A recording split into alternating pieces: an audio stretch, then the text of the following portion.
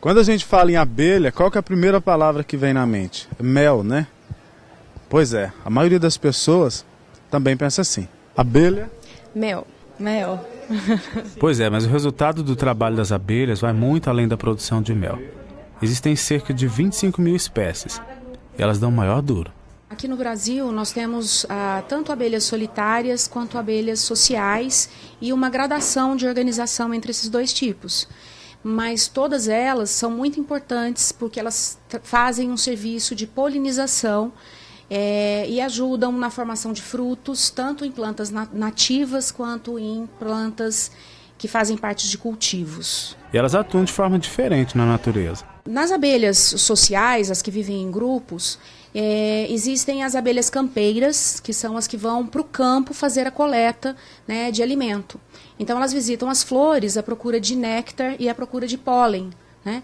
Voltam para o campo com esses recursos e estocam dentro do ninho. Um detalhe é de que nem todas as abelhas produzem mel e nem todas também têm ferrão. Partindo do pressuposto da produção de mel, as abelhas solitárias elas não produzem mel, porque o ninho ele é elaborado exclusivamente pela fêmea com seus imaturos, então a fêmea é responsável pela alimentação desses imaturos e ela acaba não estocando alimento, que é o mel, que é estocado, por exemplo, por uma abelha social, como as abelhas sem ferrão, que elas têm uma colmeia, elas estocam alimentos. Então, há uma diferença nesse ponto, mas as abelhas solitárias elas acabam sendo tão importantes quanto as abelhas sociais, por exemplo, as abelhas sem ferrão, porque elas são muito importantes na agricultura. Na Universidade Federal de Uberlândia existe o Laboratório de Ecologia e Comportamento de Abelhas, o LECA. O local conta com uma coleção de aproximadamente 10 mil abelhas.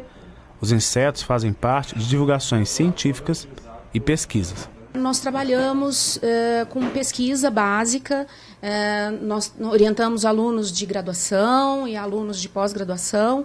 E o grupo que eu tenho orientado tem trabalhado basicamente atualmente com questões ligadas à produção, né? Estamos trabalhando principalmente nos cultivos de tomate, estudando essa questão da importância das abelhas na produção. Alguns cultivos dependem exclusivamente de algumas abelhas solitárias para a produção, como é o caso do maracujá amarelo aqui na região do Triângulo Mineiro.